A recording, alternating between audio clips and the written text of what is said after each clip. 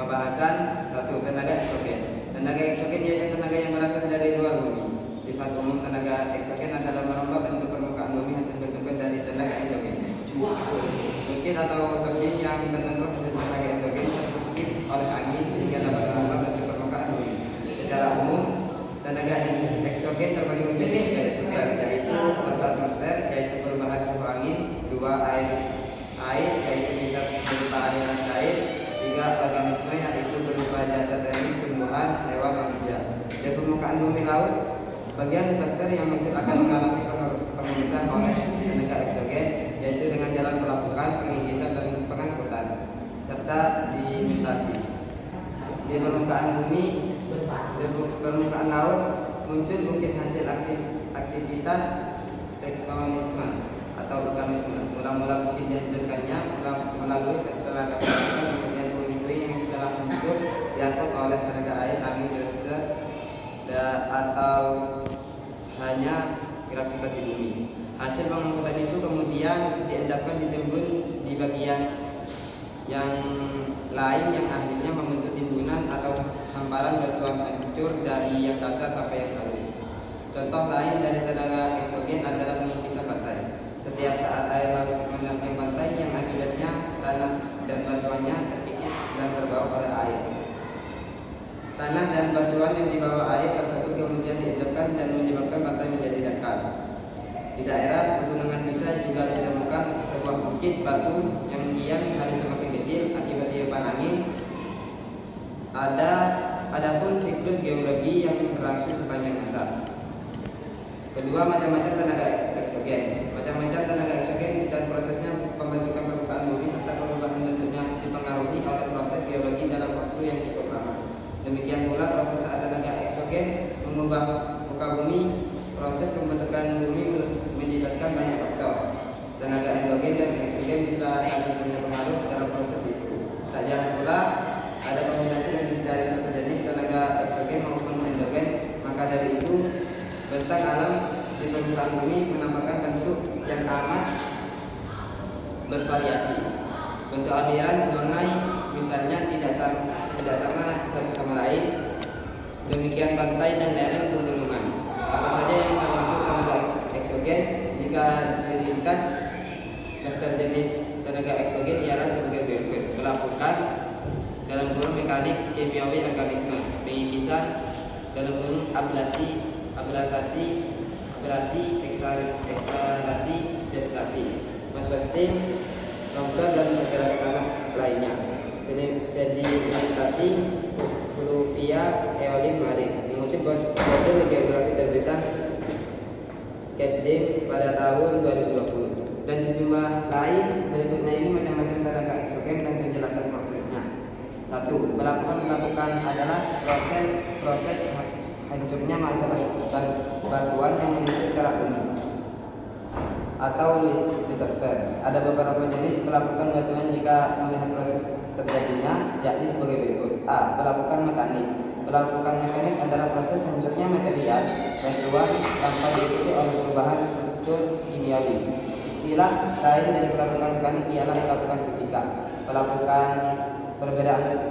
Pelapukan mekanik disebabkan oleh sejumlah faktor di bawah ini: perubahan suhu mendadak, perbedaan temperatur di suatu wilayah, pengikisan di pegunungan, insomnia, solar radiation, paparan sinar matahari, pembekuan air di celah batuan, aktivitas organisme atau makhluk hidup, pergerakan air, gelombang laut, pergerakan gletser.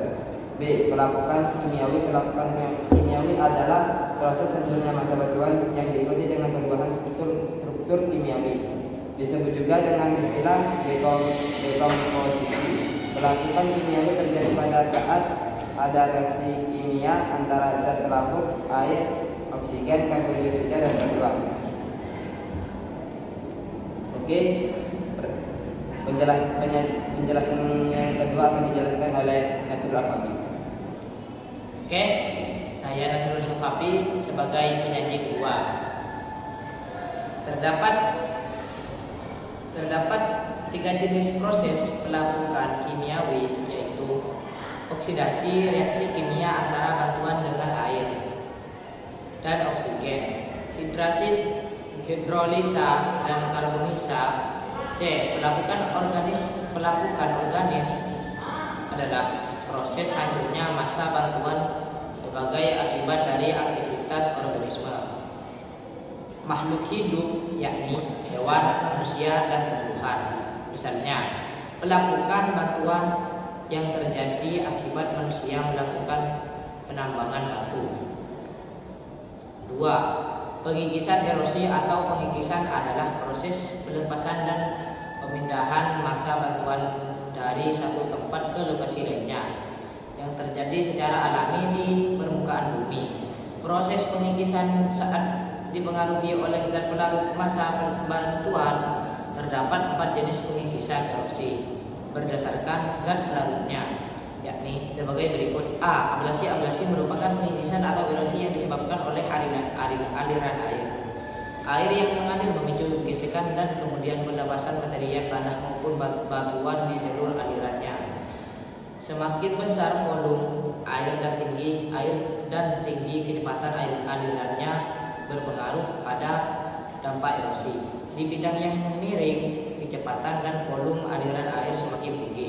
Setidaknya ada 4 tingkatan ablasi atau erosi akibat pengaruh aliran air, yakni erosi percik plus erosion atau pengikisan oleh percikan air dalam waktu lama, erosi lembar.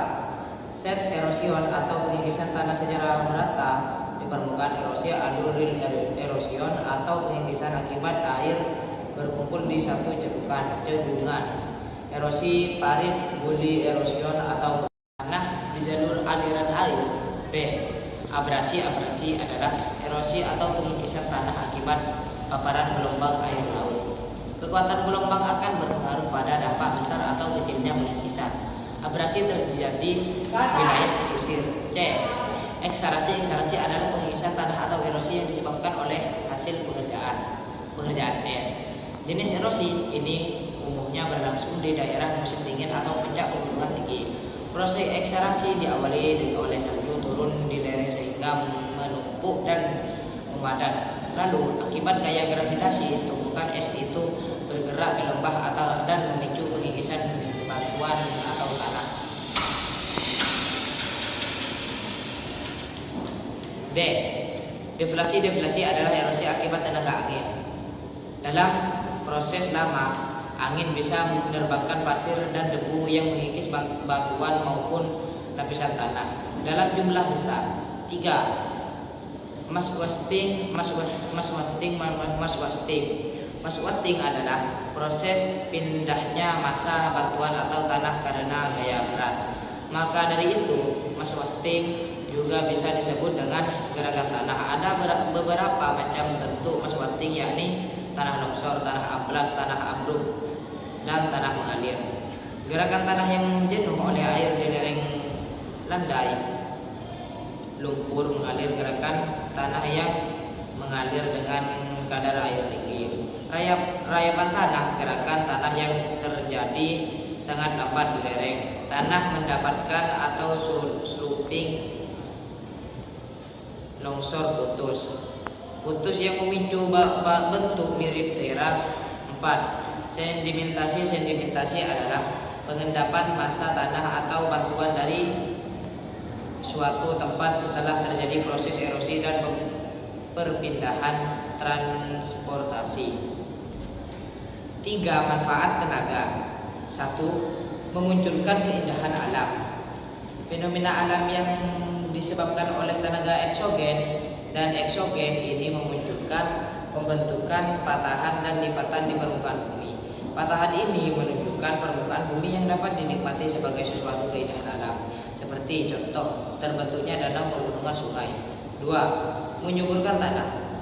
Tenaga endogen yang berasal dari gunung yang meletus akan memunculkan proses vulkanisme yang dapat menyuburkan tanah.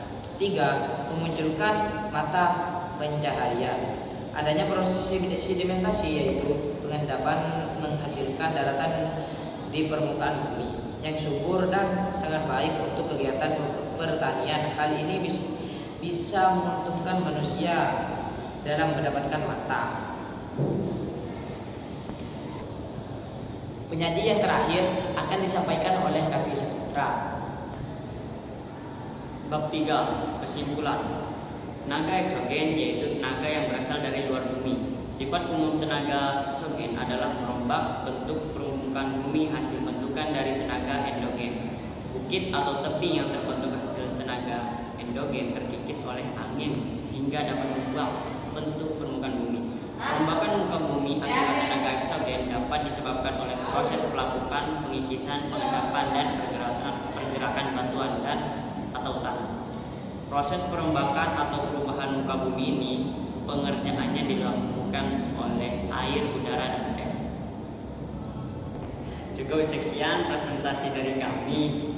Assalamualaikum warahmatullahi